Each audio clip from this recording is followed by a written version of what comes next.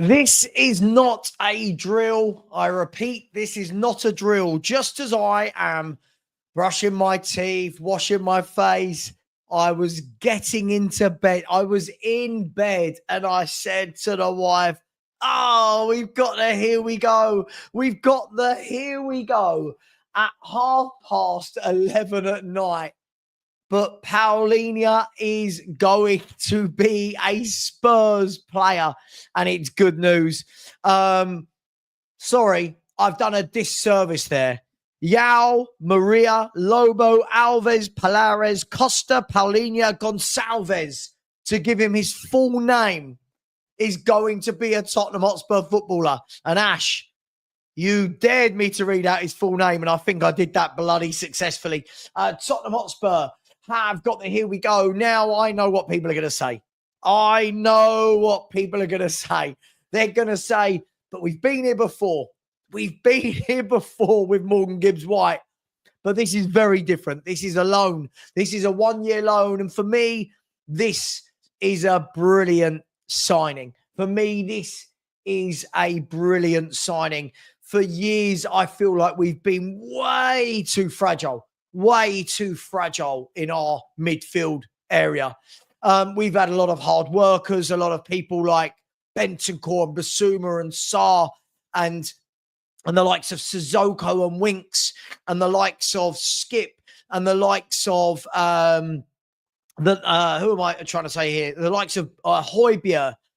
But this, for me, out of all of those, is the out-and-out number 6. This guy lives and breathes it, and we're going to have a look at some of his stats. We'll have a look at some of his data. But this, for me, is a very, very good move for Tottenham Hotspur. This is a very, very good move for Tottenham Hotspur because you know what? We've been crying out for this. We've been absolutely crying out for this. Now, I have asked in the chat, on the poll, how happy are you with the Palhinha signing? Jubilant has 40%. Jubilant. Happy, 55%. Meh, 2%. And don't want him, 3%. 3% don't want him. I'll be interested to find out from those people. Why is it that you don't want him? But look, what we know we need as a football club is, for years, we've always had that going forward thing, and we're great. And even in the last few years, we've looked good going forward, or we've certainly scored goals. But when you look at Tottenham Hotspur over the last couple of years, the last 3, 4, 5 years, we've conceded a lot. We've conceded a lot of goals. And a lot of the time, we always say, well, there's no one there to protect the back four. No one there to protect Romero and Van der Ven. No one there to protect Porro, to protect Udogie, to protect Jed Spence, whoever it may be. Now there is. Now there is someone to protect those defenders. And Sean and myself, said the other week, it's a couple of months ago actually, on a live show, and said, of all the players I think we need this summer, it is somebody like Palhinha to mop up. And here we are. And we needed this. Spurs needed this, not just this player. I think we needed this lift in the transfer market, didn't we? Let's have a look and see what's happened, shall we? So if we actually, we'll use Romano, but if we scroll down, let's go down to the beginning of this. Where are we? Come on, where are we? So 2 hours ago, Fabrizio Romano said this. He said, Tottenham have agreed personal terms with João Palhinha and are in advanced talks with Bayern. Initial loan for Palhinha, and understand the agreement will also include a buy option clause, not mandatory. And we'll talk about that in a minute. Because that's really important to note. But we will talk about that in a minute. What I will ask before I continue is, guys, I've jumped out of bed to do this stream.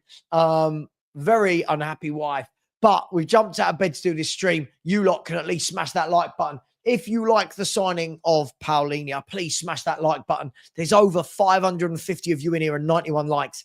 We should have as many people as likes. This is a good day. But the 31st of July has been a very good day, beating Arsenal, and now the signing of Palhinha. So it says the initial loan for Palhinha, and understand the agreement will also include a buy option clause, not mandatory. We will talk about that because that is very, very important. The difference between an obligation and the mandatory. Lots of people seem to say different things. Hey, but not mandatory. And Spurs will cover his salary. Then Fabrizio Romano went on to say, now listen, he wasn't the first one to report it. Plettenberg said it as well, but it's just easier for the timeline to go to Romano. Then Romano said this. I mean, where are we? I mean, he says a lot. Then Romano said this. This was 26 minutes ago. 26 minutes ago, as I was brushing my teeth, just finishing the Spurs 5. Said Tottenham have agreed personal terms. Almost done. And then look, we got the here we go. We got the here we go in a Spurs shirt. João Palhinha to Tottenham. Here we go. Final green light arrived right now from Bayern. Exclusive detail. Loan deal includes a 30 million euro buy option clause. So a buy option clause of 30 million euros, not mandatory. Salary will be covered by Spurs. Bayern said yes, and Palhinha will now travel for medical tests. And it's a journey he knows well to London, where he's played before. So Spurs have now reignited their transfer window. It's been very quiet for the last 4 weeks. It's been very, very quiet. But then suddenly we have got here we go. Listen, a lot more needs to be done. But right now, let's just soak it in. Let's just soak it in. Danny Kiriakou, do I need a partner? Yeah, Danny, let's get you on. Let's get you on. Let's see what you've got to say for yourself. I'll have to keep the noise down just through nice through courtesy. Where is he? Where is Danny Kiriakou? I'll get Danny Kiriakou on. But listen, this is a good day, right? This is a good day. What we can't do as Spurs fans, we can't ask for signings and then when we get them, not be happy. So listen, we're very happy. 30 million euros equals 30 million euros in pounds sterling. 25 million pounds buy option. So a 25 million pound buy option. And I think, listen, I'll speak to Danny about this when he joins, but I think for me, this is sensible for all parties, right? This is sensible for all parties. You've got Tottenham who need a DM and would probably like to keep their cash for other positions. You've got Bayern Munich who are saying, well, clearly they don't need the player for this season, but they probably want him to get game time.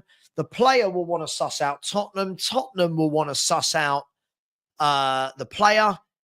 For me, I think it makes sense. You can then buy him for 25 million, or as my man Ben Kaufman says, sensible signing, kicks the can down the road until we need a younger six. And this is the thing. We can go again in a couple of we can go again in a year, in 2 years, 3 years. We can go again. We can start scouting. We can start looking for those players. So for me, this is very, very sensible for all involved. Very, very sensible. Now, what I would say is this. Lots of people are saying, well, could he come in and is he going to teach Archie Gray? For all we know, he could be coming in and teaching the likes of Sarr and Bergveld. We don't know what the club have planned for these footballers. But for me, a very, very sensible signing. Now, the greedy part of me says, right, what are we doing now? What are we doing next? Who are we getting? But I'm going to soak it in. Today's been a good day. A nice 1-0 win against Arsenal. A great goal from Papa Sarr, who looks like he's the standout player so far in pre-season, doesn't it? It looks like he's going from strength to strength. But, when these good days come around, people, soak it in. When these good days come around, listen, I am as harsh on the club as anybody. But when these good days come around, soak it in. Soak it in. People saying loan Gray to Leeds. Listen, I've always said I would loan him out. I've always said I'd loan him out. I think if you look at the midfield options, Bentancur, Sarr, Bergvall, now Palhinha, for me, I look at it and go, right, where's Archie Gray going to get game time? But for me, that should be a good problem to have to loan him out. Should be a good problem. You might say Gray is not going on that. Well, listen, sure, but we might have another year then when he doesn't get lots of game time in his position now that we've signed the finished article. Palhinha is the finished article in that position. Alex Crook has just confirmed that Palhinha has done as well. We'll have a look. Let's see if Plettenberg has said anything on this matter. Bear with me 1 second. Florian Plettenberg, who for me was the first one to really break this earlier on, where he said Palhinha is on the verge of joining Tottenham Hotspur on loan. Tottenham just, I would say we do things quietly. I mean, we've all known that this has been going on for a while, right? But we never seem to know how far down the line it actually is. And he did. Josh, you're absolutely right. You're absolutely right, mate. The only reason I went to Romano is because he's given the final, here we go. You know what he's like. He loves to be there, doesn't he, doing his thing. It's not that I have a preference. And someone said, thoughts on finally getting a Bentancur backup? I mean, this is the silliest thing I've read for a while. A Bentancur backup. This guy will go straight in as our number 6. Ruben, I agree with this. Said Gray is behind Bergvall, Bentancur, Basuma, Pauli. I agree. This is the problem. I look at this and say, how's he going to get significant, significant, meaningful game time? How is he going to do that? By the way, Danny Kiriakou asked me for the link. I've given him the link and then has just gone radio silent. But hey, let me get some of your comments. Let's see what some of you lot are saying. Jaden has said, Sava, do you think we need an 8 and a fullback, or is Spence and E.G. Sarr good competition? Listen, I suppose it always, it depends on how far we want to go with this, doesn't it? It depends on how far we want to go. Look, for me, I'd love to bring in a proper top number 8 to go alongside that. However, can he make it work with a Sarr, with a Bentancur, with a Bergvall? Let's see what we do. So we'll see. We'll see. Matt is here as always saying, does this signings put Frank under more pressure to deliver? To deliver what? There's the question. To deliver what? For me, I don't think he's under pressure. He's not going to win the league. He's not going to win the Champions League. I don't think he's under pressure. Let's let him build and grow. As I said, it's a top coach. Let him build, let him grow. But what I do know is I still think we are light in the forward areas. I still think we need a top left winger and a top centre forward. Now, that centre forward might be Solanke. Maybe he's as good as everyone says. Maybe I'm making it up that he's only had one good season in his career. But maybe it's Wissa. Maybe it's a Wissa that we get in. Who knows? Who knows indeed? What I do know is as I get more information, I'll spread it through to you. But at the moment, all that I care about is surely even Spurs can't fumble this from the point of view of a loan signing getting the here we go. Even Spurs, surely. I mean, you watch him go and fail his medical or something. But listen, this is a great day. I think this is a really good day. Let me get some super chats. Big up to Connor Ryan, 8231. I never know who is who now because the names have changed. But big up to you, my man. Just putting in a super sticker. That is very, very generous of you. Really, really do appreciate that. Thank you, Connor. I don't know if that's my man Levonomics or not, but big up to you. Big up to Kid Cash out there in Norway. I said Kolo Mwani next now. Lots of the reports. Wolfie's just messaged me. Fire up. I'm live. Hang on a second. Wolfie, I jumped into bed. Then we got the here we go. I'm live again.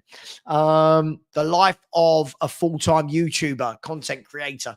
Colin Mawani, the noise we're hearing today are very, very skewed. Some people are saying that Tottenham are going to steal in.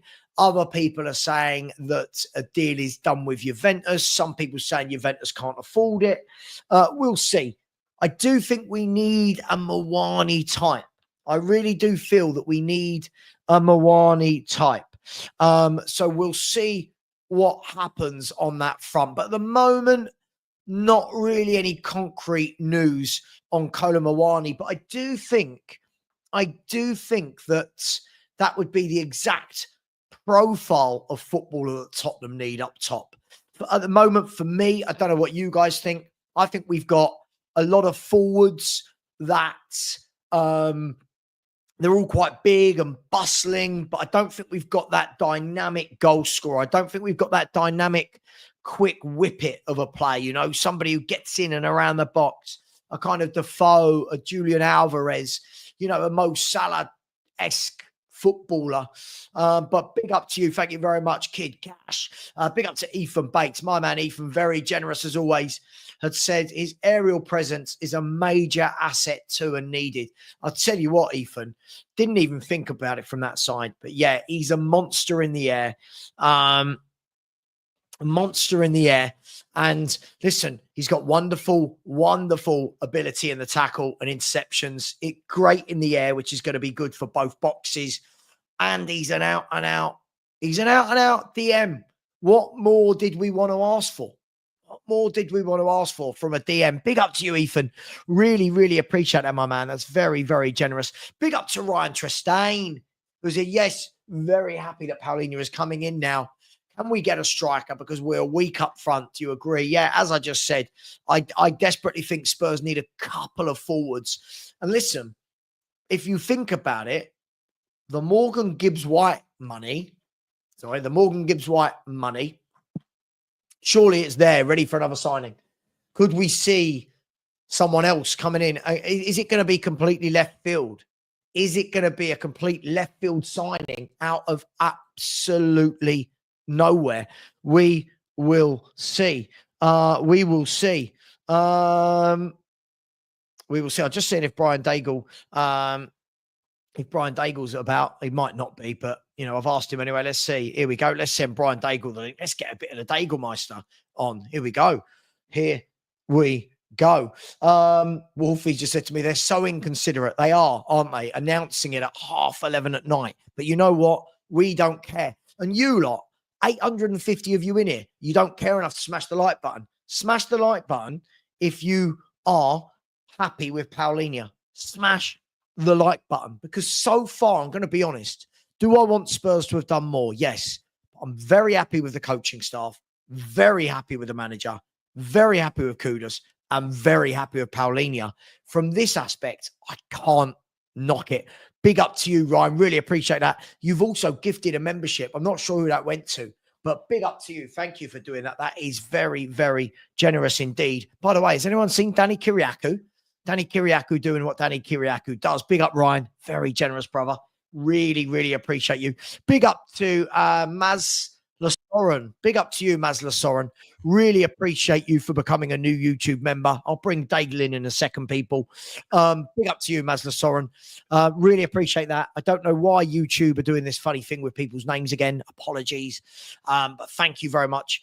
There should be a channel member only show tomorrow.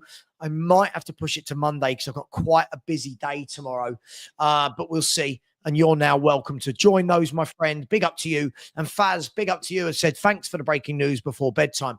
Listen, I didn't break the news. I'm just reporting it. And my wife is absolutely ecstatic, Faz, that I jumped out of bed 2 minutes after getting into it. And I went, no, here we go. She went, I'll do it in the morning. I was like, no, my commitment is strong and I'm here. And Faz, thank you very much. Maybe you and I are going to get on better this season, Faz. Maybe you and I are going to get on better. You'll see that I'm not as bad as all these other people tell you I am. Big up to you, Faz. Brian Daigle, good evening for you. Are you in your evening yet? We are approaching 10 to 7. 10-7. Yep, on this glorious day. Day. Mate, I mean, as far as Thursdays go, it's not been bad. We've beaten them. We've signed a DM that we've been needing for donkey's years. Talk to me. How happy are you with Palhinha? Mate, first of all, let me just tell you, I sent you a tweet. I'm out of control on Twitter. I have, do you know what? I've just been winding people up and having fun. Some of the tweets I've done in the last hour, I'll just let you know a couple of them I've done. Do you remember when we signed or we were looking at Thomas Frank and people were going on about, oh, he always lost to Brentford and beat Brentford all the time. It didn't matter. So I was like, so many of you have been banging on about Ange's Brentford record. Cool story. How was his North London Derby record? Shall I post a photo to remind you? Yeah, I thought not. And then obviously with the Palhinha deal, I was like, do we reckon Frank made a call? The Frank pull is real. Mate. So far, if you look at the two players we've identified in terms of Palhinha and Kudus, it's not what we normally go for. No. A 30-year-old on loan is definitely, is he 29 or 30, Palhinha? 30. Let's have a He's 30. He's 30. He's 30. Hang on, let's bring up I'll bring it up in the background to show people. But yeah, I mean, maybe he's made a call. Maybe, does he know him from anywhere? I'm not too sure. It's just the fun. Mate, you know what? It's so good to be, I mean, and you look at it, one thing I will say, which is so key with this Palhinha deal, that Thomas Frank pre-game talk where he was like, win the duels, win every second tackle, the second ball, sorry. Well, that's Palhinha. Yeah. That is Palhinha. Like when Højbjerg was linked with Atletico Madrid, everyone was like, is there a more Simeone type player? Like for the attributes he has? Well, Thomas Frank needed that, and now he's got that. We wanted experience. Can I just show you what I like about it first and foremost, Brian? Here we go. Please do. I thank you for giving me permission. That's very much appreciated. On your own channel, you're welcome. Thank you. Yeah, cheers. What I love is this bit on his transfer market page. You see the bit in the middle where it says main position. Yep. What I love is, you know, some players, there's a few dots all over that pitch. Yep.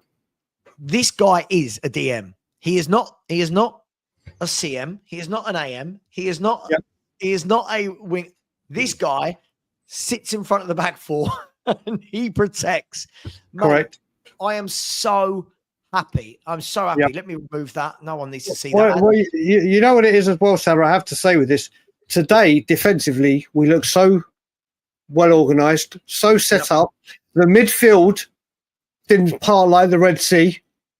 They were there. They were keeping their shape. They were there to go back and help everyone defending. Well, we got to remember, like we said, we're playing in 4 competitions.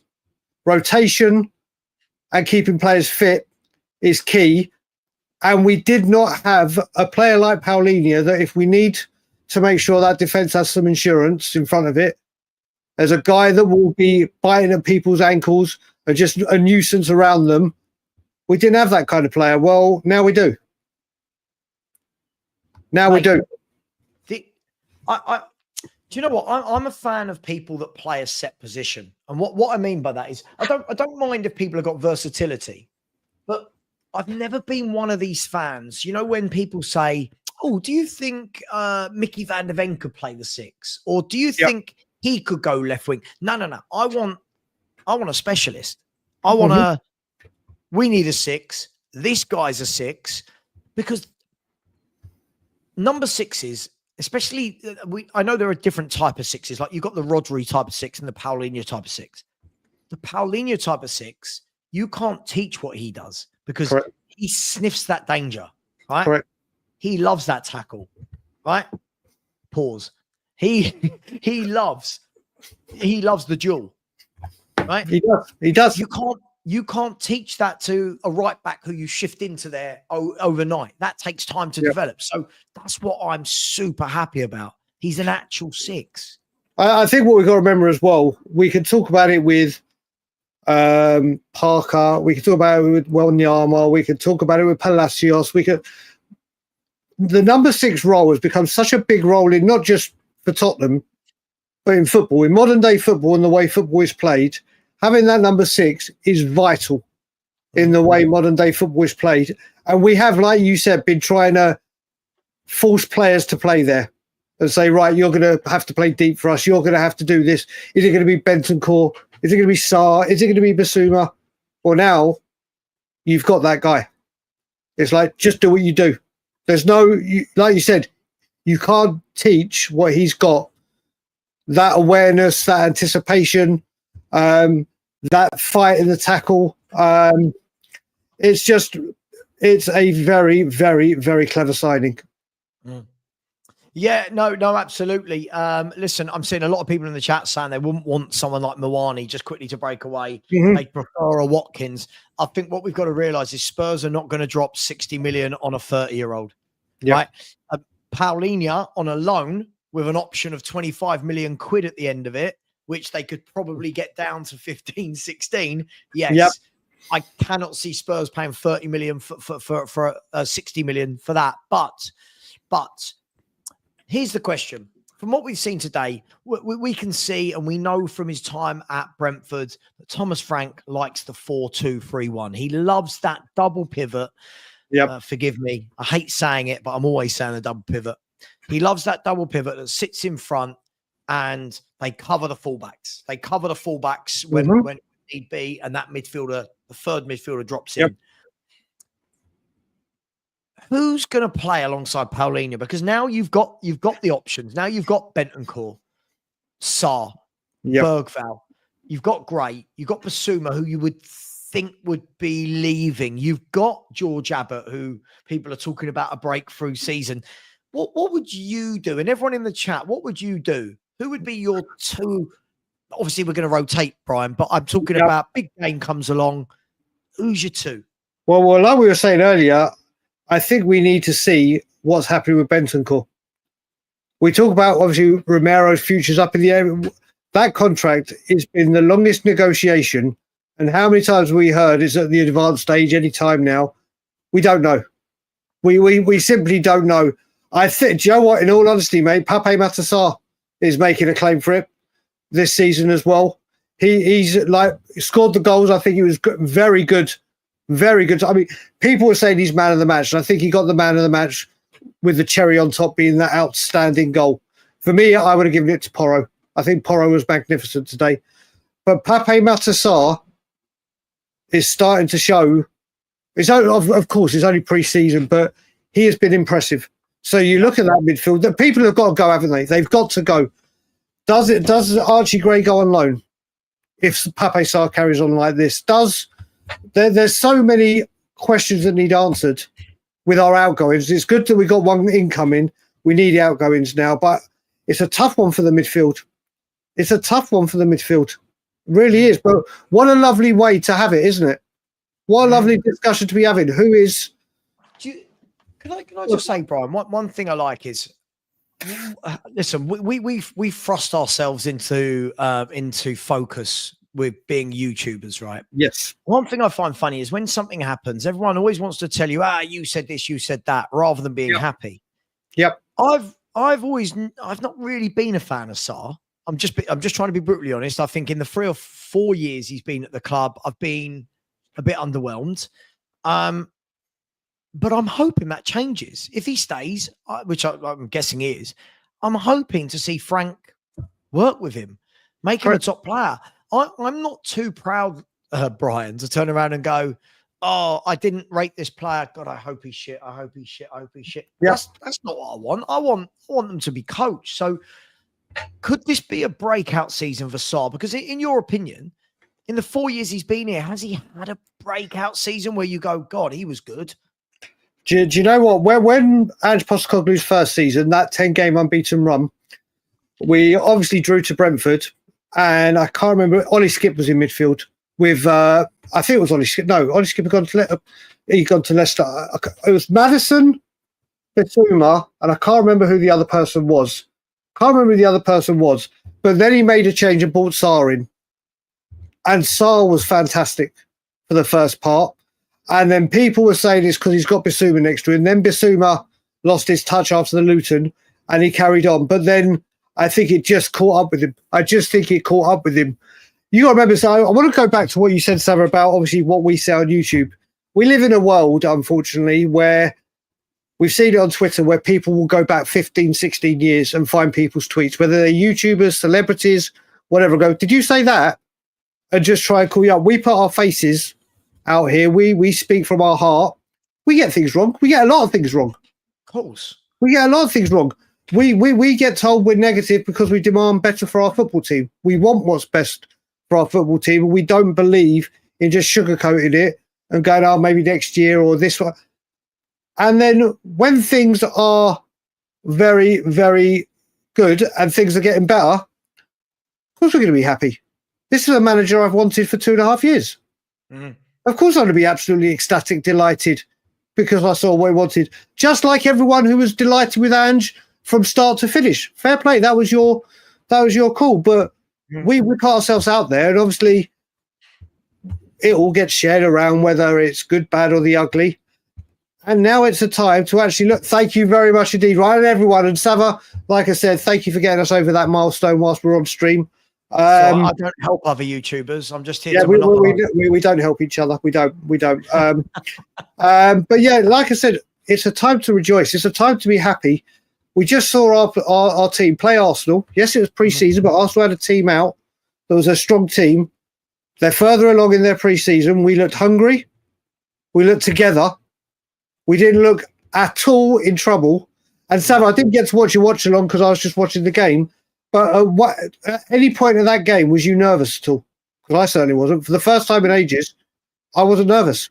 No, as I said, the last 2 years, every time somebody's got the ball out wide, I've shit myself because there's no fullback there. Mm-hmm. And listen, I think the first 10 minutes of this game today, you saw that their game plan was get the ball to Saka. And I get it. He's the danger man, right? He's a good player. Yeah. If Arsenal had done that to us in the previous regime, Saka would have been getting the ball with acres of space to run into and would have hurt us. Yep. Today, what we saw was the fullbacks were actually playing as I know it's a foreign concept, but the fullbacks were actually being fullbacks. And they were. Not once did I look and go, I'm really worried. Not a couple of corners at the beginning of the game, but other than that, mate, I felt very, very comfortable. We worked hard. They all worked for each other. And as I said, all it needs for me now, especially after Palhinha, I think we're sorted from a defensive mindset. Mm-hmm. Now we've got to look at forward players that allow us to transition and hurt teams on the break. Yeah, you're right. You're right. And like I said, I mean, the great thing is we look dangerous at set pieces, attacking wise as well. Porro's delivery was very good. In the post from one of them. The team looks set up for set pieces. I think what we got to do as well is give a lot of credit to Frank's backroom staff. You're Justin Concrane, everyone that's come in, because they've been there. They've literally been on the training pitch with them since the beginning of July. Yep. And you can see that they're getting the messages across. You can see whoever's working on set pieces. Oh. We look. So mate, honestly, even with crosses coming in, Vicario looked more calmer. Yes, on the ball distribution was a couple of mishaps, but they were giving him room to come and command his area. Set pieces, it wasn't just a mess and everyone clattering into each other. Attack-minded. I mean, Richarlison could have had that guy. I don't know how he didn't. Van der Ven with that header. Set pieces, and like Thomas Frank said, win those duels. Yeah. Make sure you win the duels. And also, like we said, Savile, we discussed this. Thomas Frank's Brentford team went for 500 more aerial duels than 570, I believe it was, more aerial duels than Tottenham Hotspur did last year. 570 more aerial duels. We are going to be a lot more competitive, and people aren't going to get their time on the ball.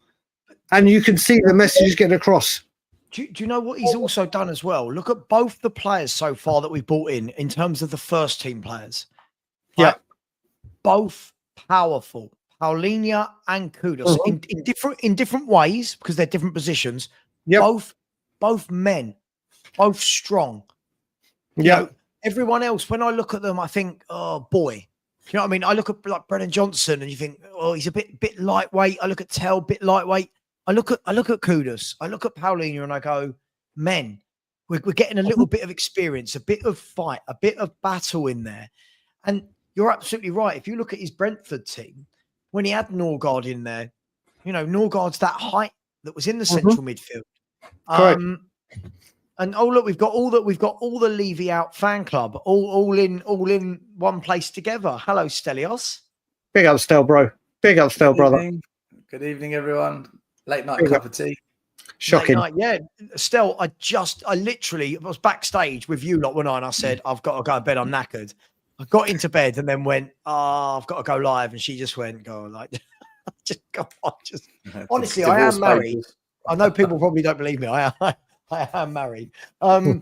Stel, here we go for the second time in the last 4 weeks, third time in the last 4 weeks. How are you feeling? I think this is an excellent signing. I think this is a fantastic signing. We haven't had a player like this since Wanyama and Scotty Parker that plays in that 6. Mm-hmm. Someone that can break up the play. I know. Listen, I haven't seen it, but I've been told there's some Spurs fans that aren't happy with it. He's too old, apparently, or he's washed out. Listen, I think it's madness. If you look at Palhinha, okay, Brian, I was saying this earlier on when I was doing the show with Saba. I played as a 6. That was my favourite role. So when I coached players who played a 6, I really enjoyed that more than anything because I played it. And when you look at Palhinha, he's not a player that reads the game brilliantly. He doesn't read the game and know where to move to intercept and to stop the flow of a game when they're coming at you as an attacking unit. And that's why his interceptions are low. But when he picks his man, and he goes, his quality. His tackles, the rate is high. His blocks, high. Aerial battles, high. He's what you call an enforcer. He won't destroy a unit attacking, but he'll get the guy on the ball if he has to. And what's really good about Palhinha is when he gets the ball, it's not right. I've got it. Now what? His passing accuracy and his pass completion is fantastic. So he'll win the ball and then he'll say, right, there you go, midfielder. There you go, winger. There you go, guy next to me. You're now over to you.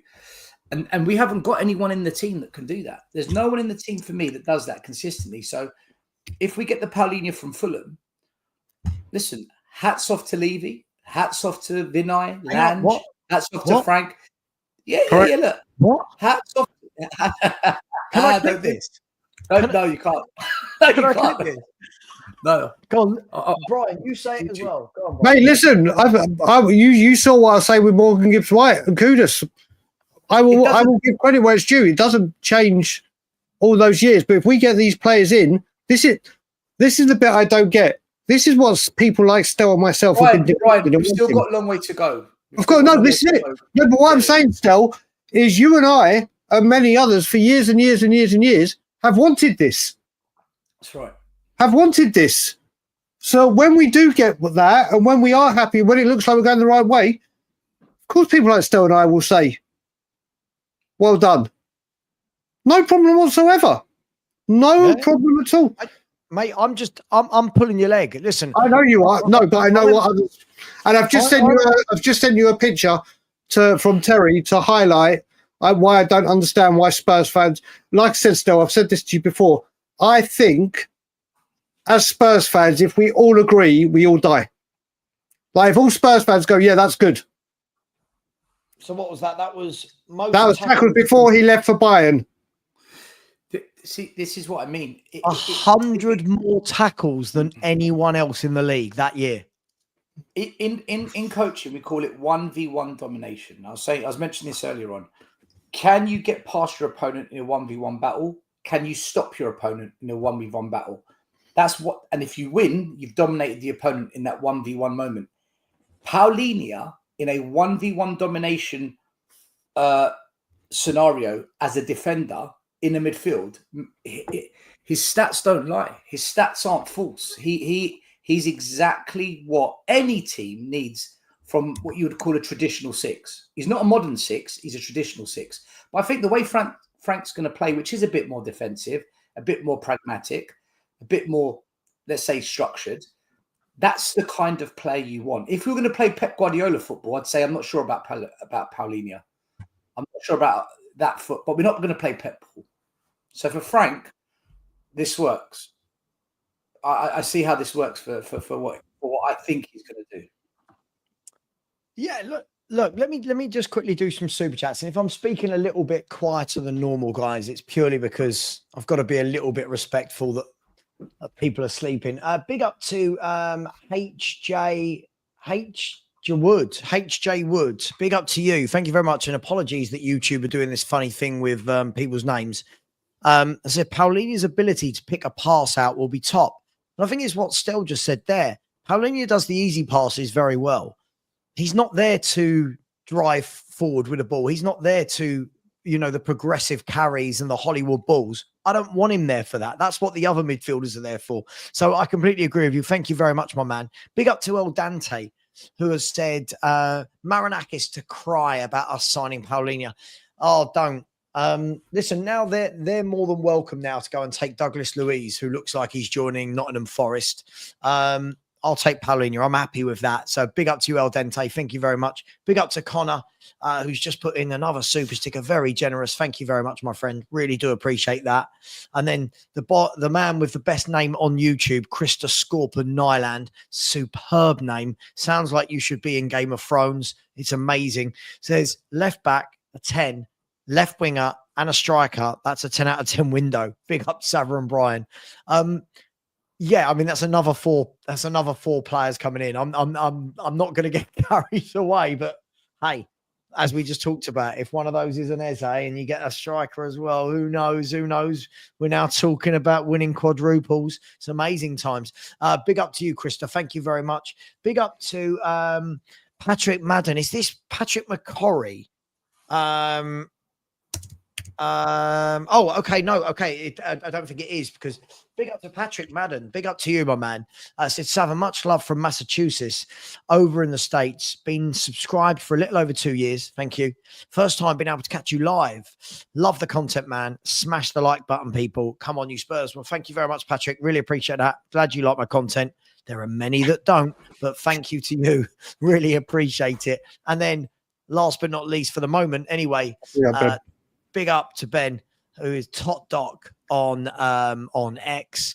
Please go and follow him. So big up Sav, Stel, Brian. Did we just finally address a problem position? About effing time. We did. And I think the key thing, guys, we look at it like this. We've not just done one. I think the right wing has been a big problem for years. I think it's been a huge problem. We've kind of shoehorned Johnson out there, shoehorned Kulu out there. I think it's been a massive problem.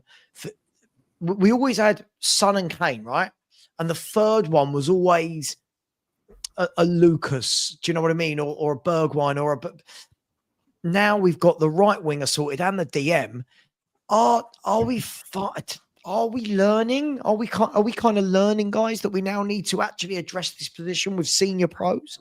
I will say very quickly with this, all the West Ham fans across social media that were going nuts about Kudus, saying he's lazy, he won't put an effort in, he doesn't do much, he's just a flair player, and when he loses the ball, he won't track back. That first half, he was everywhere. Tenacity, work rate, power, strength, speed. He's definitely. I heard Stel, I can't remember what channel or what show he was on, say that he's been a fantastic addition. I heard Danny Kiriakou mention it on We Are Tottenham TV. Oh, look at speaking of the devil. Speaking of the devil, he shall appear. Right. See you later, guys. I'm off. He certainly added it. But before, just because Danny's here, one thing I do want to quickly mention as well. Stel, you must have loved it. Thomas Frank's press conference, interview with Milesy on Spurs afterwards, talking about the low block defensive, mid block emergency, phase 1, phase 2, saying the attacking needs to get better. And he loves saying things are top, doesn't he? Kudos was top today. Yeah, you're going to hate me a little bit here, Brian, but Don't you start blaspheming Frank. This I won't blaspheme. Don't you start. No, I'm going to keep it real, right? This is the bit where people don't like me. It's okay. Love what he says. Keep saying it, but I now need to see it happen because Ange said a lot of things. Conte said things. Many managers have said things. Deliver on it now, and then back it up. That's all I'm going to say. What he said, I agree with, but I now need to see him deliver on it so I can properly buy into it. Because otherwise, it's just another manager that's just fed me the right lines. Listen, hopefully he does it. Hopefully he does it, and we have an exciting season ahead of us because we deserve an exciting season. It's been a while. It's been about 5 years. All right, we had a nice end to last season, but we want an exciting season as well. So. That's all it is. That's all it is. I'm not calling him out. I'm just do it now, Frank. Do the things you're saying, and it will be great. Okay. Jack, best box set I've ever seen, Jack. Just so you know, if anyone hasn't seen The Last Kingdom, go and give it a watch. There's something for boys and for girls. Make of that what you will.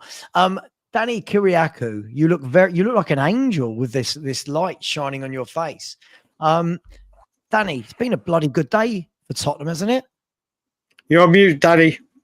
Rookie. Yeah, sorry. I know, yeah, I did a Brian Daigle. No, yeah, it's been a brilliant day today. I think, I mean, look, I said it on the stream earlier today that the result doesn't really matter because it is pre-season. It means nothing really, but again, all it means is the bragging rights. But the fact that we have beaten Arsenal, and it's been quite a number of years since we last beat them, considering that they've got a far better team than us and they've spent far more money than us, especially this summer anyway, it's nice to have that bragging rights. And for me, it's nice to see the kind of style and the kind of tactics and structure that Frank is trying to implement into this team. And this is just the start. So yeah, it's a good day. And then to top it off, João Palhinha is going to be a Spurs player. And I think the deal is perfect for Spurs. I mean, I've seen some fans, Sav, and you've probably seen it yourself. So a lot of fans like, why are we getting him? He's too old, or he's not good enough. And it's like, do you watch football? Like, this guy is one of the best defensive midfielders the league's seen in the last few years, and he's been away for a year. He's not had the opportunities he deserves at Bayern Munich. Even the Bayern fans, I've seen quite some stuff from Bayern fans saying that he should have been given a chance, right? But look, Bayern Munich have got a lot of talent to pick from. So for me, it makes it even better for us because I think we've been crying out for him for a long time. Probably, I think, I can't remember if it's Brian or Stel that mentioned it. Since Wanyama, I think we've missed out a player like that. And I know he's 30, but still, Frank can still make him even better than he already is. And I think when he's coached in the right way, in the right system that Frank wants to utilize him in, I think he's going to be a very instrumental part of what Frank wants to build at this team. Danny, whether or not, Danny, yeah, sorry, go on. Danny, can I ask you a quick question on this? Right, you know these fans that are criticizing this transfer. My question to them would be, if not Palhinha, who, with experience, can Spurs bring in to play in that role? And if you're not going to bring someone in, who in this current squad is going to do it? So my question to the critics is, who is your alternative that is realistic that we can get? That's the key, right? The key you just said there is realistic, right? Now, Tottenham have not got a bottomless pit of money, unfortunately, right? Or they probably do if they wanted to, but they're not gonna spend that sort of money unless they've got proper investment into the club. They're not going to put their money in their own pockets. They just won't, right? So if we're going to go on the way Spurs do business in the transfer market, realistically, he's a great option, which means we don't have to worry about spending money, big money, on a player of that quality when we've got far more important stuff we also need to do to the squad. Because we can't go and spend 70, 60 million on a Wharton or 100 million or 80 million on Belieber, and then go and bring in a left winger, and then go and bring in a striker, and then go and bring in a left back. It's not going to happen because it's not realistic. So when you can take away the money that you'd probably pay to bring in a player like that and make the squad stronger, which is what we're supposed to be doing, right? By utilizing the deals that we can do, it makes complete sense. I don't understand anyone who'd be against this deal. I think it's just delusional, in my opinion. I think he's top player, and I'm so excited because I wanted Palhinha, and I probably, like a lot of fans, wanted Palhinha when he was at Fulham, and we were like, yeah, Spurs are never. How many of us, Sav, were sitting here saying Spurs? He's never going to come to Spurs. He's never going to come to Spurs. He's too good. Why is he would come to Spurs? Well, and now look. This was, somebody just sent me this. This isn't my ex. Somebody just sent me this. This was a year ago. Like, yeah. Welcome to FC Bayern, Palhinha. And how much did he sign for, Sav, when he went to Bayern? He signed for 50 million, and now we've got him on loan. Yeah, like, it's insane. Can't knock it. We're lucky we sold Harry Kane to them because we managed to get something, hopefully, that could turn into something decent out of it. But with the option to buy as well, it's like it's a win-win for everyone, right? Because if he does big up, man, if he does really well, right, then he's going to put himself out onto the market, right, for other clubs to maybe be interested. But if he really enjoys it and has a good season and plays like he did at Fulham, right, then if the option is not crazy fee, we've got one hell of a player that we could get for a decent fee who probably give us top level football for another couple of years. Like, I know he's 30, but he could probably still play until like 32, 33 maybe, if we're lucky. It just depends. And then you bring in someone else next season, right? 4. Make that 4. Yeah. 4. Well, I'm not Greek, but yeah. He just looks Greek. Yeah. Believe me, the amount of times people used to come up to me and speak Greek when I was with my mum, it was like, no. I hung around with a lot of Greek people. The one next to me being one of them. But he still speaks Greek to you, Brian. So I can say some of the roots. Brian's Greek. At school, he ate loads of kebabs at lunchtime. I watched him. That's what made me Greek. Still, that was it. Eating. By the way, ATM. I think this would be. I'm not sure if this is true, but I think that would be an absolute brilliant move for both the club and the player. I don't mean our club. I mean, I think West Ham. I think that would be a great signing for them. I think he could flourish there. Do you know what we all remember as well? Bissouma played with Potter, if I remember correctly. He would have, wouldn't he? Yeah, he would have played with Potter. He would have played with Potter. Good point. So maybe there is where we were saying it. Maybe there is something to. I can't remember if we thought it was Potter or Potter. I'm sure he played under Potter. Yeah, he did. He did. So there is, we're hearing that link. I think there is a bit more to it than we think with that, with the Potter link. Are you guys happy to see Bissouma go? Yep. Yeah, I mean, I don't have this. I feel a lot of people really hate him. I don't. I feel like he's been like all of our other midfielders, if I'm honest. They've all been very, very inconsistent. But I do get to the stage where when I've seen a player for this many years, I'm really happy to see some fresh players coming in. Hence why I'm happy for Son to go. It's not that I hate him or anything. It's just I want to see fresh. I want to see. Like, imagine if you're a Chelsea fan, it must be really exciting. You're going to see fresh players every window. That's all I want. That's all I want. Can we talk about that for a second? Sonny, Sunday's kind of like do or die, isn't it? Like it's kind of like we're told that a decision's going to be made by Sonny for LAFC. Can we see that being news early next week that he's off to LA? Yeah, I think so. I mean, just by the look, how he's looked on pre-season, normally Sonny's like this really happy, energetic person. He does not like I think he looks the way he looks and how he's kind of displayed his emotions. I mean, from what we've seen on the pitch, off the pitch, maybe it's because he knows his time's coming to an end, and it's like probably really hard for him to realize that he's going to be leaving Spurs because it's probably the right time to leave Spurs. I think I think he's going to go. I can't see any other reason why. But what I'm excited for is to see what we do if we do bring in a replacement, or if we do the usual Tottenham thing and don't bring in no one. And then we've got Tell and Odegaard for the left wing for the rest of the season, which I'm going to be absolutely livid by. I don't know what you guys think about Sonny, but it's time. It's time.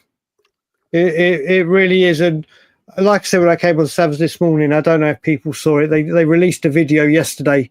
They must have been going out for the evening or a late night training session, whatever they were doing. And the whole team was smiling and laughing, and Sonny just looked absolutely like never seen him look so low or disengaged in his whole time at Tottenham. Always with a smile, always. I think it's just come to its natural end. He's been fantastic for this football club, but I think he sees it as it's the right time. And it looks like with Spurs evolving and doing new things, this is what we need. This is what we need. It'll be a very, very sad day. I just wish we'd have had do you remember when we used to have a home friendly the week before the season started? That used to be like the old school thing. I just wish there was one so he could have a proper send off. But I think he will be out the door. Stel, do you think there's a lot of people still who, at the mere mention of Son going, you get a lot of backlash, like, oh, who's better, and you hate him, and you don't understand what he's done. But aren't we just getting to the stage now where if he stays for another year, that we're just starting to see a player that really is on the decline, and it starts to become a bit sad in some ways? If we don't bring anyone else in, then I'd keep him, because I still think he's got goals in him, and I've got concerns about Richarlison and Solanke, especially Richarlison. Yep. If we are going to bring someone in, then move him on, because I think I said it a couple of weeks ago. Leave on a high. Club captain, winning a European trophy, lifting the trophy in Bilbao, getting all the praises and cheers at the parade. You're going to go down as a hero. Leave on a high. That's, Alex Ferguson left Man United after he won a league title. Just leave on a high. Everyone will always forever remember you for staying when times were hard and winning us a trophy. So leave in the best possible way. If he stays, and the son of old is gone. Yeah, it's not there anymore. And if we're going to build something new, and I've said this many times, if we're going to build something new, then new means new. The same applies to Ben Davies. Why is he still here? Go. just leave. So if we're going to have a new era, we're going to try and do something that's more adventurous than before, and try and win a league, try and win a Champions League over the next 3-4 years, whatever it may be. Sonny won't be a part of that, unfortunately. Leave on a high and cash in whilst we can. Use that money to bring in, like Brian said, some kind of, or Danny, some kind of replacement. Yeah, it's strange, isn't it? Because I feel like there are some people out there that can't ever understand that all things come to an end. I mean, I'm sure there were Barcelona fans that thought that Messi's time at the club would never come to an end, but it does, right? And I make you right, though, still. I only want him to go if they replace him. I'll be really annoyed with the club if Sonny goes and then we're going to try and shoehorn Tell or Odegaard as the successor. That is what will frustrate me. Brian, Danny, do you agree, or does he need to go regardless? No, I think I'm with Stel on this. Like, I think I said it on your show the other day, Sav. I do not want to see Sonny leave if it means we're not signing a replacement, because I completely agree. If we don't get another striker and we don't get another attacking player, right, of a quality level, where are our goals going to come if we've got a Richarlison who plays 50% of the games in a season, right? Was pretty much injured 50% of the season, and Dominic Solanke, who's not a proven goal scorer, like season in, season out. So where else are the goals apart from? And if Kudus is going to be the main right winger, then our back post goals, like from Brennan Johnson, they're not going to come, are they? So where the goal's going to come from? Like, I can't see where the goal's going to come from, to be honest. Yeah, it's a worry for me, Brian. It's a real worry for me. We said earlier in the show, I feel like defenders wise, okay, you could argue for a left back, but I think they'll have Spence as cover. Mhm.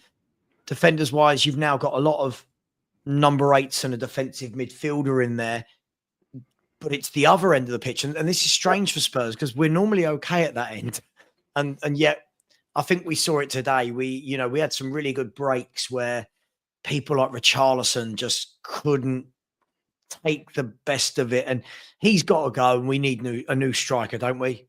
Oh, well, listen, we need a striker to compete with Solanke, or even be above Solanke, and Solanke then goes on to become the backup, but he's going to have to fight for his place, to have some competition. I think what we've got to remember, if Heung-min Son leaves this football club, we've lost 20 goal contributions from last season. Whether people want to say he had a good season, bad season, inconsistent, that's 20 goals contributions that he creates. When we signed or appointed Thomas Frank, what I did want to see from Son if he stayed was, I think he'll play more centrally in the Premier League and off whoever the striker is, like he did with Kane. Not saying he's going to have the same relationship, but he'll be more central than pushed out wide. But I think with Sonny, I think it's come to the point. Do you remember when Dembele left because he just couldn't hack the Premier League anymore, and he went to China? Obviously, there's the money. I've got a feeling he just wants to. I think he just wants to maybe have a more relaxed end to his career. He wants to have a different quality of life, try different cultures. It is a case that we bring him. If we bring in Kolo Muani, then you've got someone that can play on the left.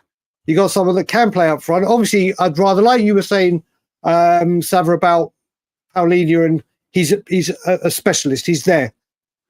Forward, I mean, could Kulusevski go on the left when he's back and use his left foot rather than always cutting it on his right?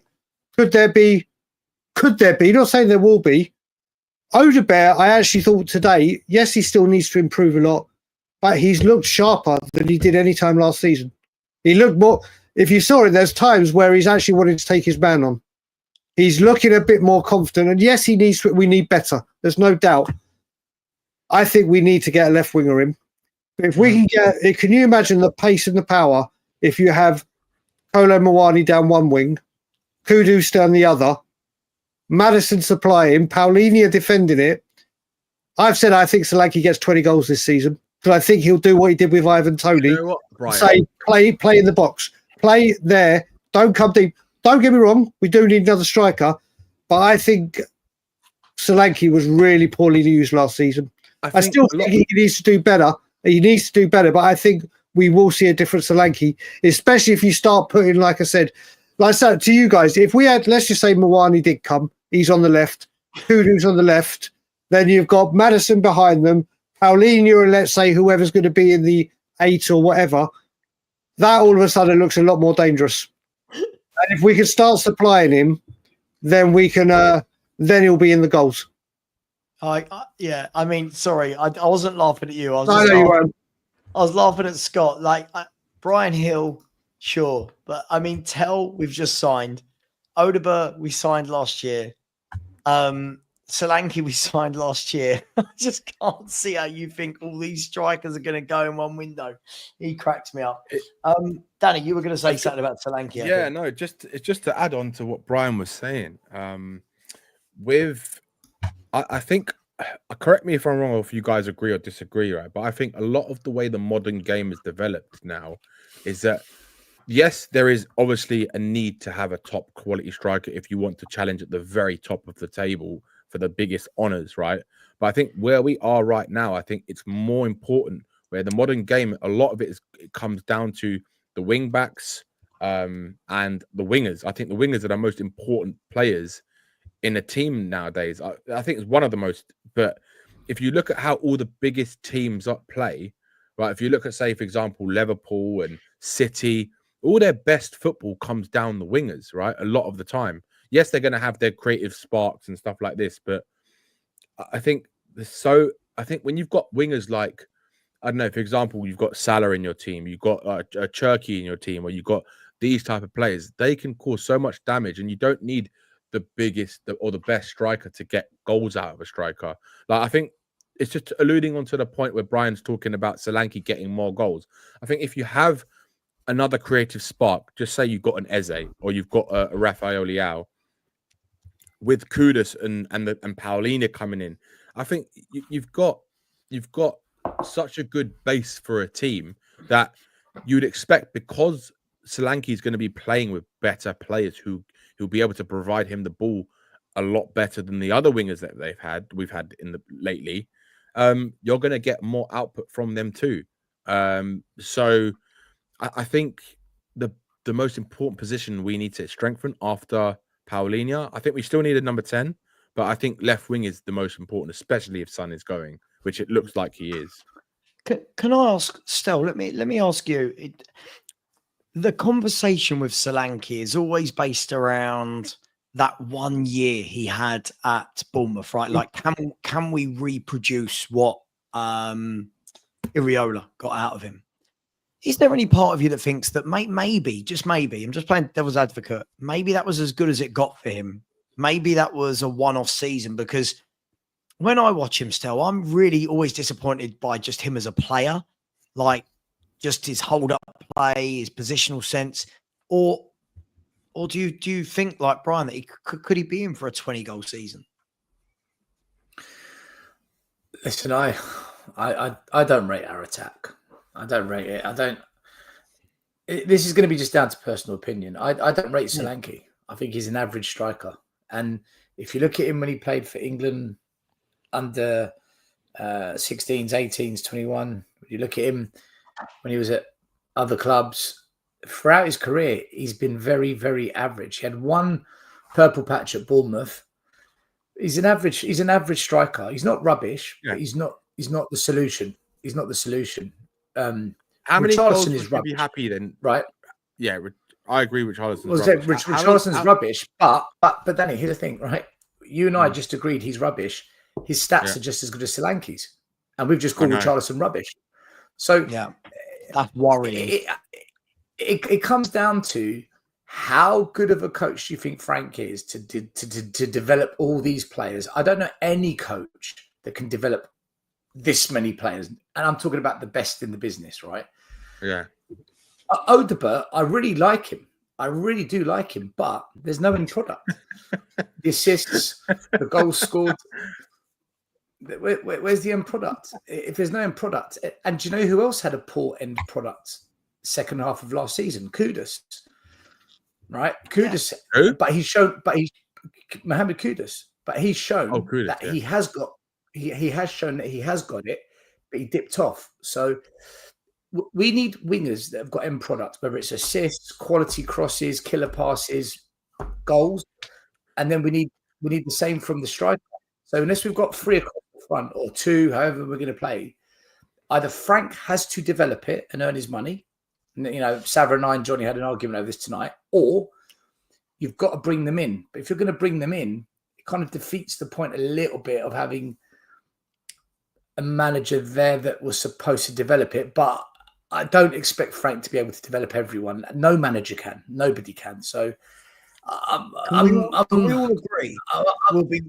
We'll be really disappointed if both Solanke and Richie are the only 2 strikers going into a Champions League season.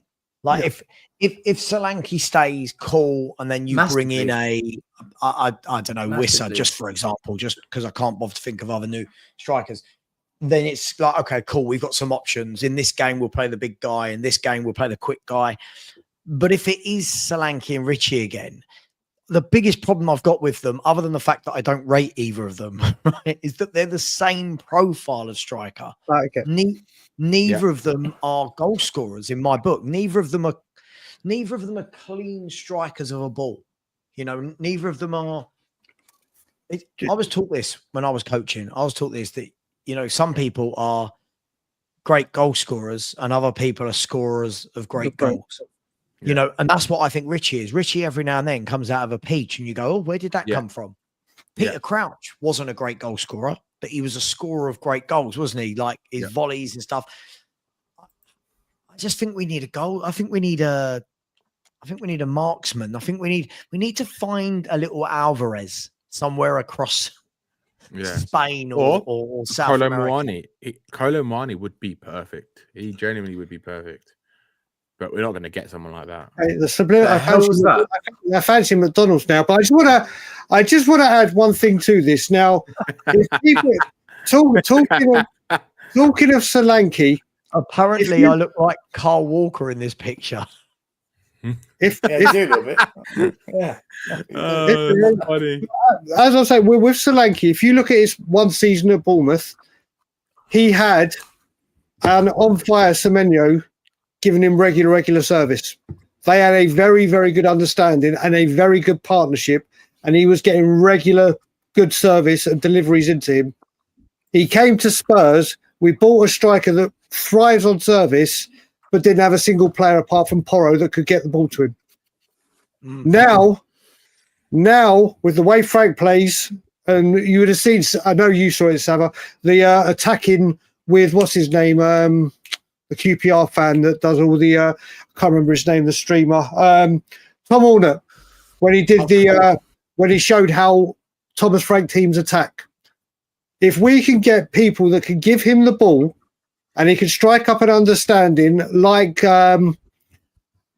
had with Semenyo, that's all he needs. Like I said, I don't think he's going to be a 30-goal-a-season striker, but if we can keep him in the box and around the box, like he made Ivan Toney do, Thomas Frank, like he made a Wissa do this season, if he's in the box more regular or not, or around there, and not dropping back to hold the ball up, I reckon Solanke score goals. Yes, I do want us to get another striker, but I think Solanke is night and day the player he was this season, or sorry, the season just gone. If the service is there. Is he? The question I'm going to ask is this, and then I'm going to let me do a couple of super chats. And I'll come back to this. First of all, big up to Bed Knobs and Broomsticks. What a name. God, I haven't seen that film for Top decades. movie. This is a top movie. Damn right, man. I love it. Do you know what I was about to do, though? When I got into bed just now, I was about to watch Happy Gilmore 2.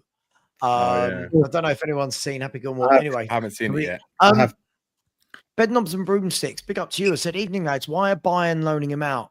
Listen, I think when you're Bayern Munich, they've got midfielders like Goretzka, Kimmich, Pavlovic. They've got a lot of footballers, and they constantly move players on. I wouldn't read too much into it, but listen, thank you very much, and come on, you Spurs. Okay, just add a sentence to that. Just a quick sentence to that. This is what big clubs do. This is what when players aren't going to fit into their team, just like what happened to us with Tell, with Company. You don't fit in my team. We need to move you out to create space for new people or get you off the wage bill so then we can do what we do. That's what big teams do. That's what Liverpool have just done with Douglas Luiz. People are going to Bayern Munich and going, Liverpool fans going, well, why has he been sold? Why? That's what big clubs do. They get the players out so they can bring in players that they need. Yeah. Yeah, I agreed. By the way, big up a second Patrick from America. I said, big up, lads. And this is who I thought the first one was. Big up, Patrick.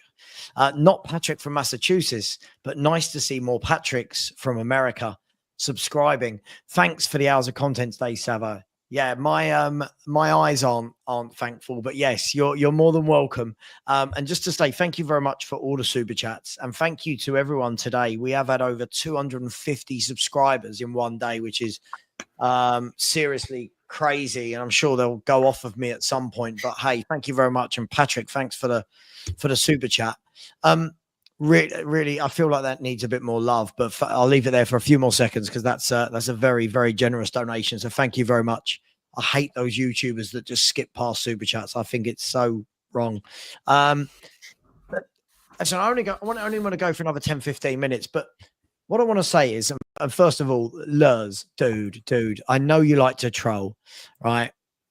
But please, right? One sense you're telling me that Solanke's perfect for Frank, and I've got an agenda.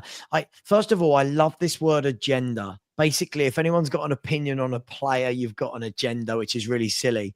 But you are the same person in the chat that is spamming and saying that basically Bentancur can do everything that Palhinha can do, another bench player signing. I mean, I think this just shows the complete lack of understanding of Tottenham Hotspur and what we need, my friend. And look at everyone's face on the panel, and I'm sure everyone in the chat. Dude, you've had a mare. You've had a mare. Do you remember? Well, do you know what? Also, do you remember? Sorry, Brian. Just one thing, very quickly. Sorry, Estelle. The 30 million. We're all the 30 million. Yeah, because I'm Greek. It sounds as we also.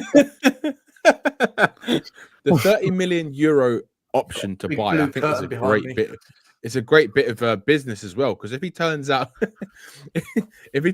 good, 25 million pounds for a player of that quality is a brilliant bit of business, in my opinion. Yeah. Well, yeah. Look, let me ask. I want to go back to the Solanke thing. There's no agenda from me. I'm just looking at a player who's 28 years of age in a month or two, and has only ever had one good year. That's the state of it for me. Like you boys, I'm used to watching Kanes and Klinsmans and Sheringhams and Berbatovs and Defoes. So when I'm being told I have an agenda, yeah, my agenda is I like good strikers, and we've always had good strikers at Spurs. I'm struggling to remember an era when we didn't. Maybe you boys between us. I know it's late for some of us, but can anyone remember when we didn't have a really Sava? good striker?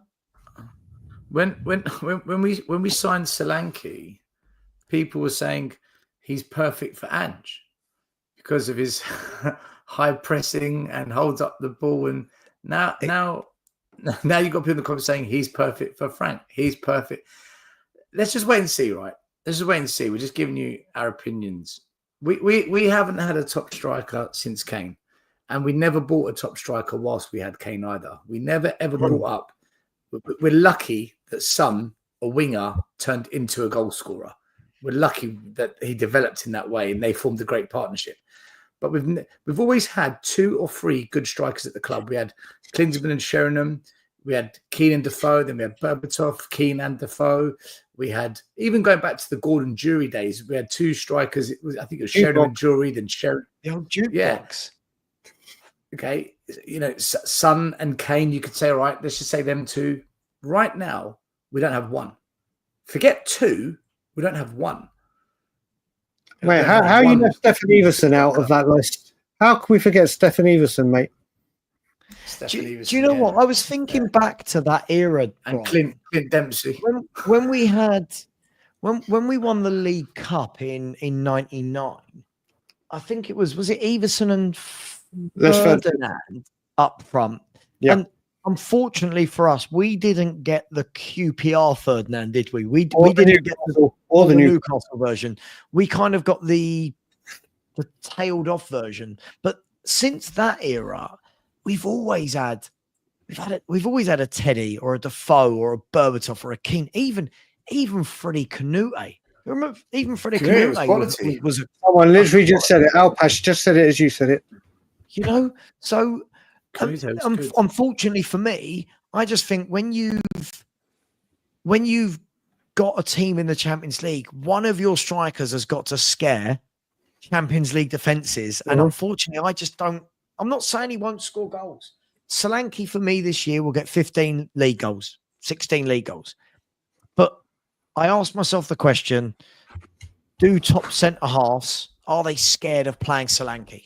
There's my question. Are top centre-halves looking at Solanke and going, this is going to be a really tough game? And just for me, I don't think they do. That's only my opinion. I don't know why it upsets my mate Lurs, who thinks Solanke would have bagged 2 goals today. I'm not sure why, but okay. That's where I am, guys. I just want to see a really good striker that we go, yeah, this guy's scoring today.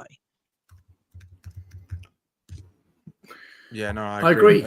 Do you know? I think I can't remember the one time we've had such a poor striker. The amount of strikers that we've had in our squad. I mean, the only time I can think that, I mean, where we finished in the season didn't show the level of players that we had in the squad. But then I go actually look at the squad now. You know, do you remember when we sold Berbatov and Keane in the same summer, right? And we brought in Fraser Campbell, right? But I actually looked at the squad. Imagine if we were on YouTube. Oh my Imagine God. the meltdown on YouTube that night. That would have been absolutely apoplectic. That would have been. Imagine. But I think I looked at the squad. Do you remember who our strikers were at that time when Fraser Campbell came in on loan? Do you remember I think was it Pavlyuchenko who came in that year? Well, wait, we got rid of them when it was Jack Santi. Yeah, Pavlyuchenko would have come in that summer because Harry Redknapp came to the 2008 summer, isn't it? After we won the League Cup. Yep. So then, from what if I'm not mistaken, was that 2009 season, 2010? Oh, that's the season after, isn't it? So it's the season before. So who was the strikers we had in that squad then? 2008, 2009. Why don't we have a look and I can bring it up? What season? 2008, 2009 season. 2008, 2009. We had Berbatov, Keane, and Defoe. No, that's when that was 2007, 2008, 2009. Here you go. Guys, I'm bringing it up. Come on, I was going to bring it up. Bobby Zamora. No, I think I think it was Darren Bent and Pavlyuchenko. Was it Darren Bent, Pavlyuchenko, and Fraser Campbell? That was probably the worst I've seen at Spurs. If it is that. No. Fraser Campbell came in when Berbatov went to Man United, and we were with Fraser Campbell in return. It's when Poch first came.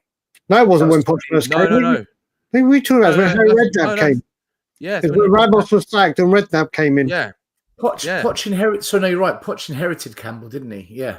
Poch didn't have Campbell. Poch never had Campbell. Because he did. I remember because he was one of the 12 he got rid of. Poch never had Fraser Campbell.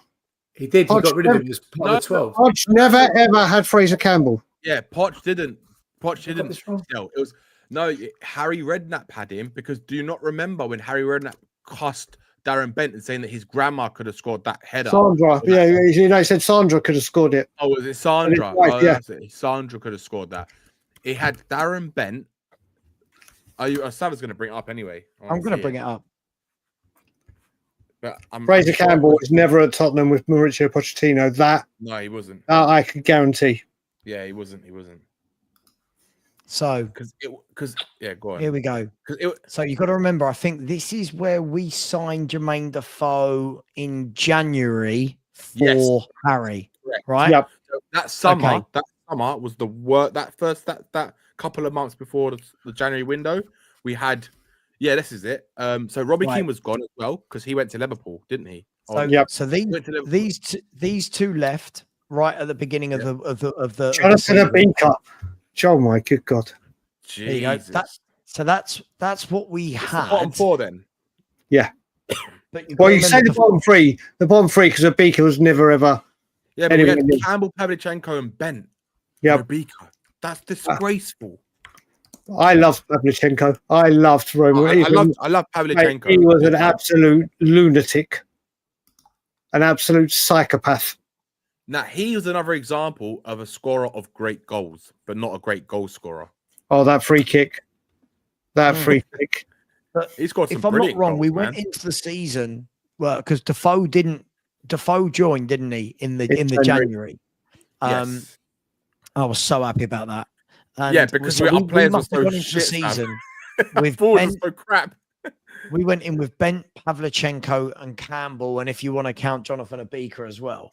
And then thank God Harry came in and what did he do? Yeah. He got Wilson Palacios immediately, didn't he? Yeah. Palacios, Defoe, and was it Crouch? No.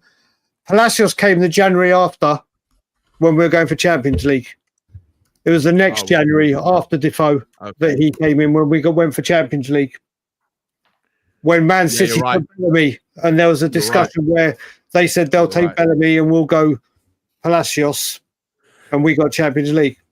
You're right. That was 2009 season. Yeah, 2009, 2010. Yeah. Yeah. Wow. Because didn't we get Keane back that summer as well? That January. Yeah. So, Sav, that period from that summer was probably the worst. I compare that front line to what we've got right now, if I'm being honest. It's just as bad. I would, but before we got Keane and Defoe back, and Defoe, yeah. And that's my point. And Danny, also, is that Sav, in the you could last probably 30 argue. years, I can't remember too many periods where we've not had a top striker for 2 to 3 years. Yeah. But at the moment, we're now looking to go into our 3rd season since we've had a proper top striker. Yeah. And do you know what? You could probably argue even Darren Bent had a better goal scoring ratio than Solanke and Richarlison have ever had. Darren Bent in his first pre-season could not stop scoring. I think stop scoring. Darren Bent suffered from being as part of a 4. If that makes sense. I think if Darren Bent had been somewhere where he was the main guy, he would score goals. He's got a decent goal scoring record in his career. But it was saying surely if he gets 16 Premier League goals, but again, you've got to ask the question: as at Tottenham, is 16 Premier League goals for your top goal scorer? Is that the levels we want to be at? For me, I want a 20 goal a season striker minimum. Look at some of the players that we've been blessed with over the years, going back to like Jimmy Greaves. We've had like the best English striker, if not one of the best players in England have ever seen in Jimmy Greaves, right? And you've had unbelievable talented strikers, Berbatovs, even Defoe when he was in his prime, Kane. We've had far more Klinsmann, Sheringham, Ferdinand. The list is endless. Mate, can you believe, to make us sound old, it was 31 years ago yesterday that we signed Klinsmann. Yeah, that's crazy. 31 years ago. How insane is that? Look at this. God, these people are so funny. Like, imagine taking that picture immediately and gotta laugh. You've got to laugh. Anyway, look, guys, I don't want to go for too long today, but listen, it is a good day. I would say that, we've got time to wait and let's not worry about the rest of the window, but we've literally got, after today, we've got 30 days of the transfer window to go. We play PSG in 12 days. Now it's Friday, isn't it? We play PSG in 12 days. Do you fully expect to see a couple more in before then? Or are we being greedy, or is this just acting like a proper Champions League club? I'd expect maybe one more in before we play PSG, especially if Son is going. If they let go of Son before they go to that Super Cup final and don't have a replacement, I think that's a joke. I think you might as well keep him until the Super Cup final, let him try win a second trophy at Spurs, and then piss off. Who, Son? Yeah, Son. But if we do that, then doesn't that mean that we start the season without what we need? Yeah, of course. Because there's 3 days between the Super Cup final and Burnley at home. And I know. But what else would we do? Would you rather have him for the final or not? What, Son? Yeah, even if he comes off the bench. Mate, I don't care. I'm at the stage now where I want my football club to stop worrying about one man. Like, do you know what I mean? I thought for years we worried. I want us to worry about. I'm annoyed that they've gone to South Korea and the deal is that Sonny has to be a part of the game, because right now what we should be doing, if this was Chelsea would have had this guy to LA 3 weeks ago when the first links came out, right? They would have had him out there, wouldn't they? There would have been 2 or 3 days, boom, gone. But we're sitting around going, oh, he deserves to play this game. And I don't care. It's not that he deserves to play the game. It's more not about you. the... Not no, you, no, I know. But I'm of the opinion that would I rather have him as an option to come on than only Tell and Odobert as our only left-wing options. But over the course in terms of long term, yeah, he needs to go. But I'm just not sure if they're going to bring in a left winger before then. I hope they do, but we'll see. Look, Palhinha's happened really quickly as well. Like all of a sudden, we had links that we were in talks with him, and now within a day, kind of like Morgan Gibbs-White, there was kind of murmurings, but with Morgan Gibbs-White, it happened within 1 day, and then we got the here we go. With Palhinha, we saw all the talks coming up from the last few days, 2 days ago, maybe. Started hearing some murmurs. All of a sudden, today, they're in talks. Bang. end of the day, here we go, and it's going to happen. Next few days, he'll be a player. So it can easily players can come like that. The deals can be done like that, and I'm sure that they're speaking to other players at the moment, or speaking to agents or clubs about other players. I'm sure of it. Can I just say as well, it doesn't matter son or no son, because according to Arsenal fans, we were beating PSG because we've just beaten the best team in the Champions League, apparently, today. So beating PSG won't be a problem because we've just beaten the best team in the Champions League, according to Arsenal, Arteta and what the PSG team said to Arsenal. No worries. No worries. Tell you what, Paul Stewart, the last player to score for us in an FA Cup final. That's crazy. I'm not counting Des Walker, by the way. My wheel was going. My brain was going. The last Spurs player to score in an FA Cup. You think the last time we were in an FA Cup final, Gary Lineker was up front, Pat Van Howe was at the back. I mean, mate, how many years? Because of Paul Stewart, I was grounded for a month once. What did he do? Right, so people that were old enough to remember this, Stell will remember this goal for sure. Savvy, you probably. Do you remember a goal he scored when we beat Coventry at home 3-2 and he thighed it over someone and then he volleyed it into the top right-hand corner? Yeah, do you remember that goal?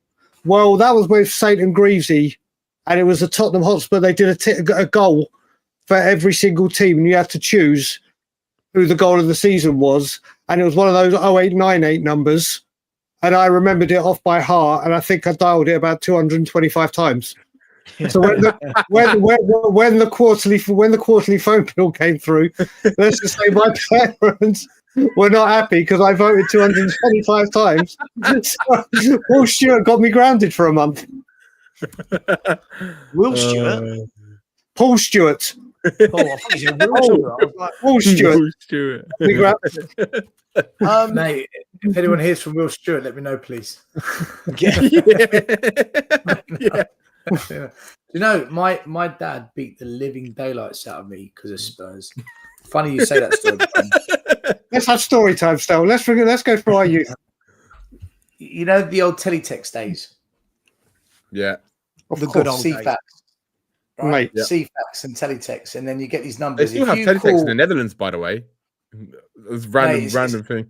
It's the devil's work. Like, call now for the latest Spurs news. 0871 50 60 70. I thought, oh my God, latest Spurs news. What's this? You know, I'm like 13 years old. I'm dialing the number. It's like £1.50 a second, right?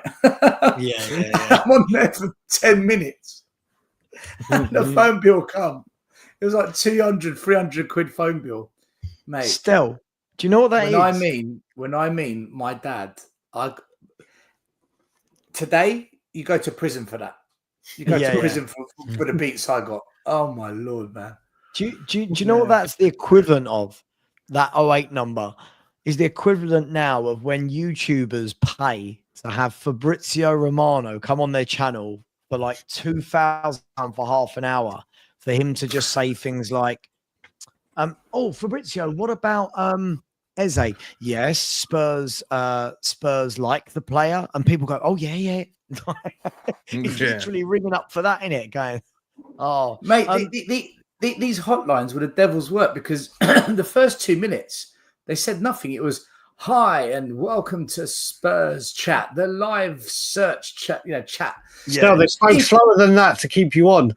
They spoke a lot slower.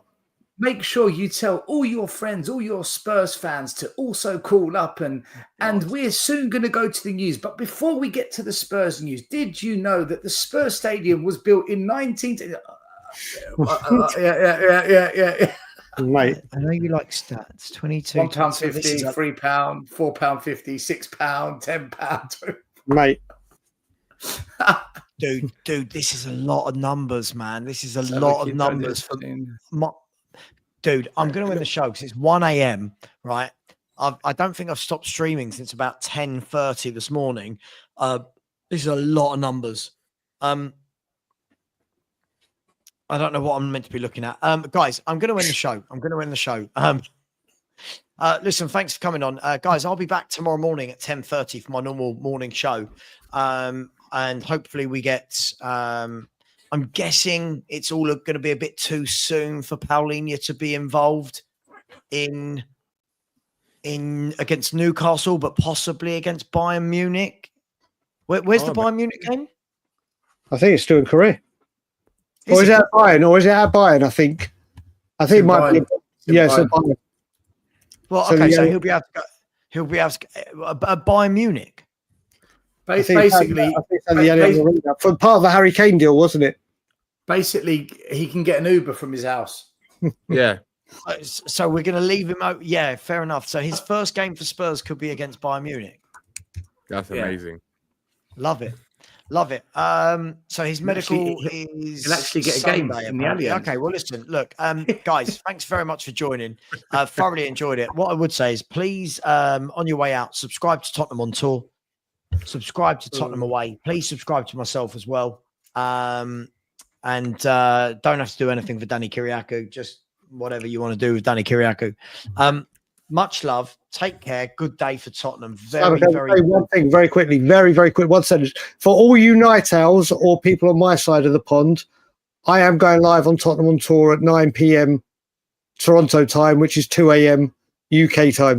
So if anyone's still up or on this side of the pond and wants to join in, just gonna have a quick chat and chill and celebrate 10K and everything. So 9 p.m. Toronto time, 2 a.m. UK time.